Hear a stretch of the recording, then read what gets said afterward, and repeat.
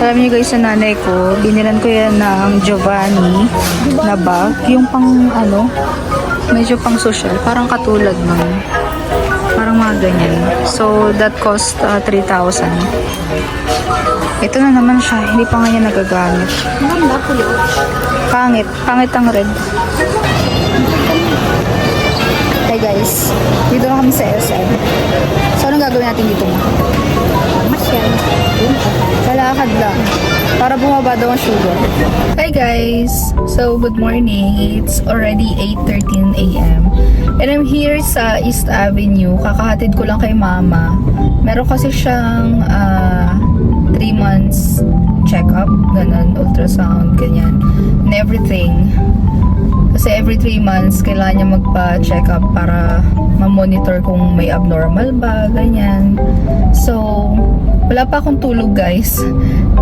Ang dami kasing gagawin ng nanay ko ngayon, kaya hinatid ko siya dito sa East Avenue. So, mag-i-stay ako sa Starbucks and magkakape lang. Since wala naman akong dalang laptop. Normally guys, nagdadala ako ng laptop pag umaalis. Kasi nga, just in case na may kailangan akong tapusin or ano, kahit kasi parang daytime dito sa atin at nighttime naman sa US, may gusto ko lang gumawa. Parang alam nyo yun, para hindi ka na masyadong maraming task. So, since it's flexible ngayong time, kaya ganun lang. Actually, parang wala nga akong time. Parang anytime pwede ko naman siyang gawin, ganun. So, mas ano kasi ako na ginagawa yung trabaho agad. Para mamaya, wala na masyadong gagawin. Di ba? Chill-chill na lang. Pero ngayon, sinabi ko sa sarili ko, chill ako ngayon. Like, hindi ako mag-work. Hintayin ko lang talaga yung mama ko. Pero punta lang ako sa Starbucks, doon na muna ako mag-stay. Since yung ultrasound niya kasi, parang mga 1 hour procedure.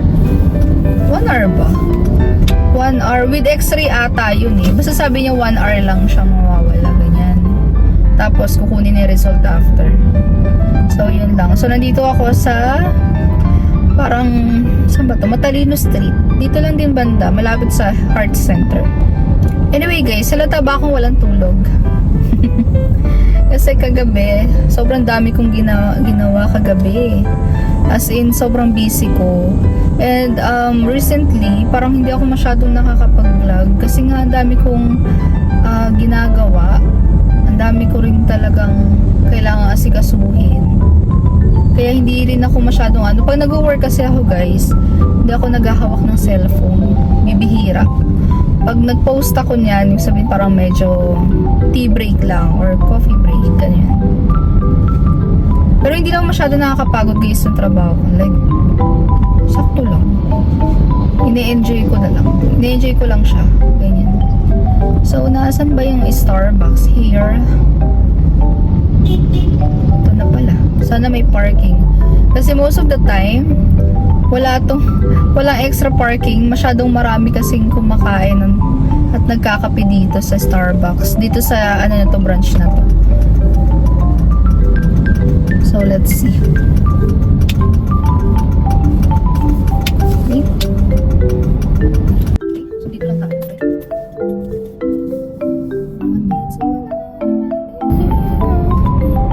So, yun lang guys. Tara, pasok tayo dun. Pakita ko sa inyo. Ayan. So, dito to sa Matalino. Matalino Street pa rin yata to eh. Pero dito lang to. Ayan.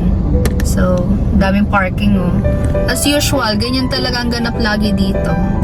So, yun lang. Tara, pasok tayo dyan.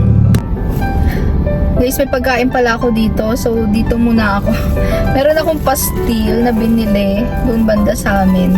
So, ubusin ko lang muna to bago tayo pumasok sa loob. Kasi, papangit na lasa nito. Kung matutuyo, kung malamig na siya.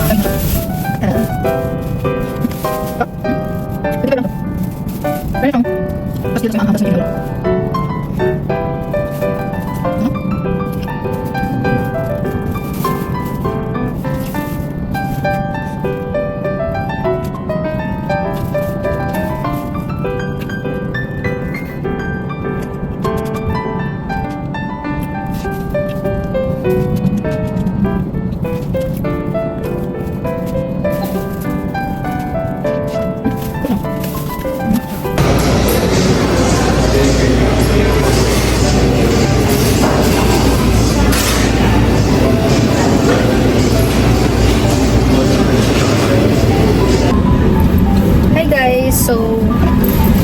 already 10:36.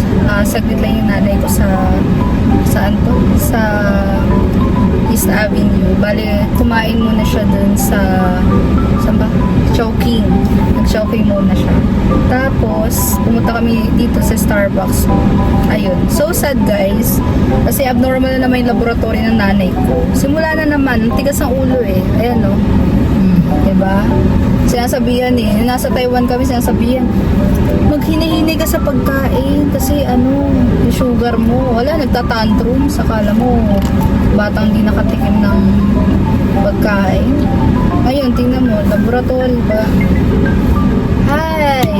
Pag may matigas kang nanay, sakit sa ulo. Tigas ng ulo. Ito na naman tayo. Maglalabas na naman tayo ng mahiwagang solusyon. So, ayan yun. Ay, natumaan.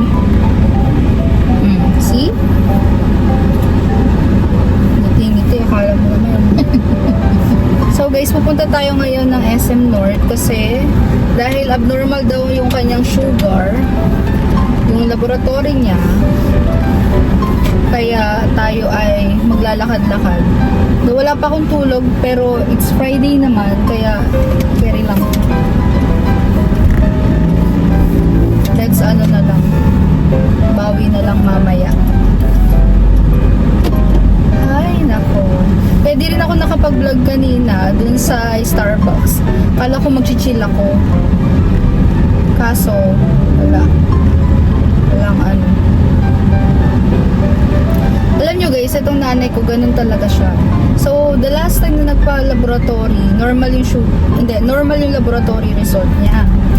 Pero yung HbA1c niya, medyo mataas na that time. Pero normal the rest of the result normal. Tapos, sakit niya talaga yan. Kapag nag-normal, gagawin niyang abnormal. Tapos, kapag abnormal naman, tatry niyang gawing normal. Good thing kasi doon nagna-normal naman siya. Sana lang maging normal ulit. Ito na naman, bibili na naman tayo ng pagkarami-raming king herb. Herbal. Para ang halaga ng herbal guys, ng king herbal is 1,200 pesos. Tapos yung 1,200 pesos na yun, since 1,000 ml, yung na yun, so iinumin niya yun ng parang instead na 30 ml, kasi nga kailangan nakatawan niya ng mapait, gagawin niyang 60 or 90. Ganun kasi ginawa niya last time. Kaya nag-normal uli yun. So, yung na yun, pwedeng within 8 days, maximum is 8 days lang maiinom ang isang bote. Pero kung dadami ng dosage, magiging less than 8 days. So, ganun siya. Ganito na naman tayo ulit. Simula na naman tayo ng pag-aan. So guys, pag halimbawa yung mga sakit yung nanay, parents, try nyo ang King Herbal.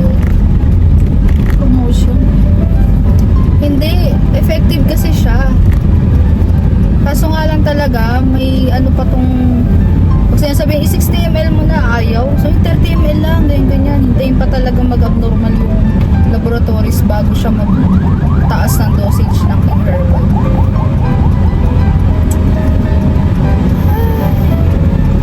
Parang uulan. So yun lang guys, na-share ko lang. Kasi ito na naman yung frustrations natin, disappointments. We have to face the struggle again and again. Dapat ang buhay ini-enjoy lang, ang nangyayari magagamutan na naman tayo.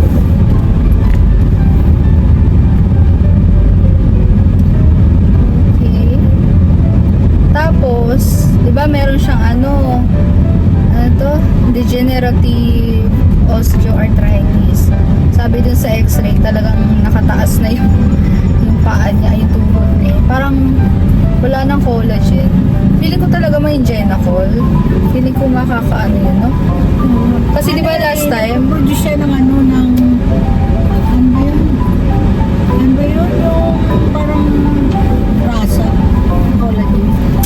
yung Genacol guys, ano yun, nung nasa Vector ako, Vector pa ako yung company ko. Yun yung nireseta sa kanya. That time, sobrang sakit talaga ng tuhod ni mama. As in, sobrang sakit.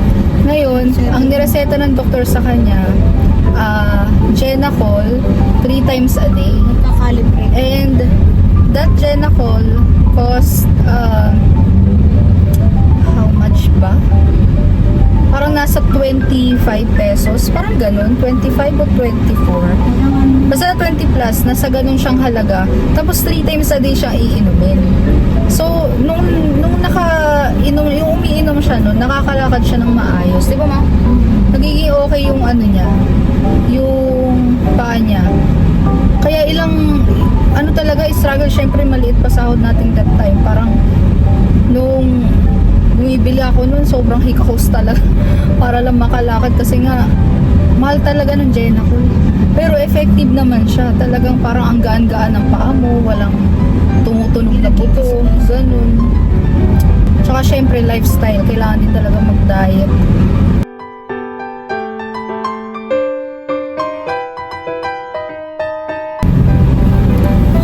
So yun lang guys, update ko kayo pagdating namin dun sa SM. Hey guys, dito na kami sa SM. So anong gagawin natin dito mo? Masyal. Kalakad lang. Para bumaba daw ang sugar.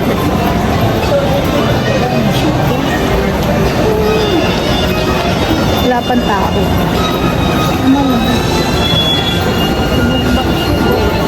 Summer is there. Ano kayong gagawin namin dito? Wala kami pera. Wala kami pera. Bibili namin. Kala mo bibili. Malay mo. Walang tayo kutsilyo, kala mo. Ah. 599. Ha? 599. So mga 300. Diba atras ka? Puro nga talaga yun. Doon na nga kapag-diray mo. Kakasaya lang naman. Alam niyo guys, sa nanay ko, binilan ko yan ng Giovanni na bag. Yung pang medyo pang social. Parang katulad nun. Parang mga ganyan. So, that cost 3,000. Ito na naman siya. Hindi pa nga niya nagagamit. Ganda ko yun. Pangit. Pangit ang red. Ganda yung purple mo. Mas malaki. Ito, 1,390. Ito, 890.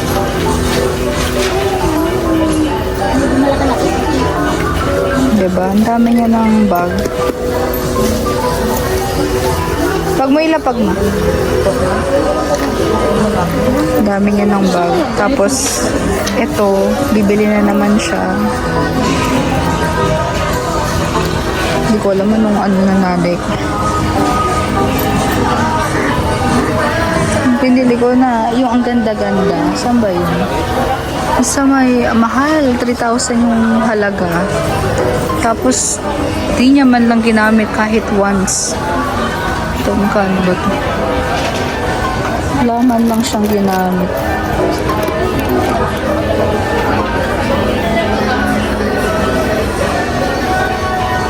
Kasi ito, bibili na naman. Gusto niya pala yung mga ganun. Pangit ang kulay ng red mo. Pero ikaw, gusto mo ba yan? Gusto mo yan? Gusto mo ba? So guys, bumili siya. Ang halaga 990, discounted. Parang sakto lang naman. Nanay ko mahilig sa bag, sobrang hilig. Like, as in mahilig. Ang dami pa niya din nagagamit. Binibilan namin ng ate ko kasi ano siya. Siyempre katuwaan niya yun. Kaso, kasiyahan niya. Kaso talaga, yung gusto niya yung hindi binibigay sa kanya. Yun yung pipili niya yung hindi regalo, yung ganun. Diba ang gusto? Ang weird. Ha? Hey guys, so it's already 1:05 and paalis pa lang kami dito sa SM North. So bumili lang ng bag, another bag yung nanay ko, tapos naglakad-lakad, ganyan. Tapos bumili lang din ng siopaw. Masarap yung siopaw guys sa sa balay. Balay Pandesal. Yung siopaw na asado. Ganun. So, yun lang. Uwi na kami kasi kailangan ko pa matulog para sa shift ko later. Medyo busy day na naman kasi dahil it's Friday. Pero himala, hindi ako masyadong inaantok ngayon. Katulog ka na kasi. Sakto lang. Hindi Ano sa ako tulog? Para magpa-5 na yun. Tapos nagising ako 6:30. Magandaan talaga ako dito. 1 hour lang. So, ito yung binili ni Mamang bag. Pakita mo nga. Pakita mo yung bag na binili. This is the beautiful bags. That cost 990. Naka-sale pa siya ng Sale kay Giovanni. 50%. So, that's, Very elegant. yung pinaka-original price niya talaga is 1,800 plus. Tama ba? Oo, parang almost 2K. 50% discount. Pero ang ganda naman niya. Liit. Yung nanay ko mahilig sa bag, guys. Hindi talaga, marami pa nga siyang bag na hindi nagagamit, pero ayan, bumili na naman. So, ayun lang naman. Bale, after this guys, wala naman na kami pupuntahan. So, yung ate ko nga di namin nabila ng ng bonchon. Kasi doon pa yung sa annex, nandito lang kami sa bungad, ang sakit na ng paa namin. Tapos wala pa akong tulog, tapos gusto niya magpabili ng bonchon. Bala na lang siya, babe. Gagawa ko na lang siya ng pizza kasi bumili ako ng ng pizza crust and ng mga ingredients. So, din pala dumaan kami ng supermarket. So, that's another thing. Aside to bumili sa department store and bumili ng siopaw. Yun lang. So, at least, nakapag-exercise kami today. So, today, naka 7,830 steps kami ngayon. Bags, nice. So, konti na lang. Mag-8,000 na. So, yun lang. So nice. Actually, ito yung mga gusto ko. Yung Konting lakad. naglalakad. Kaso nga lang, nagko-contradict talaga siya sa, syempre, sleeping hours ko, tapos sa working hours. Syempre, pagkagising mo, gusto mo na agad magtrabaho kasi nga it's time na. It's time to work na. So, ayun. Good thing nakapaglakad ngayon. Gusto ko rin talaga maglakad. Ito talaga yan ang sinasabi ng doktor sa akin. So, yun lang naman guys. Bali, end ko na tong video kasi wala naman na kami ibang gagawin pa. So, yun lang guys. Stay safe and see you on my next vlog. Bye! Bye-bye ka!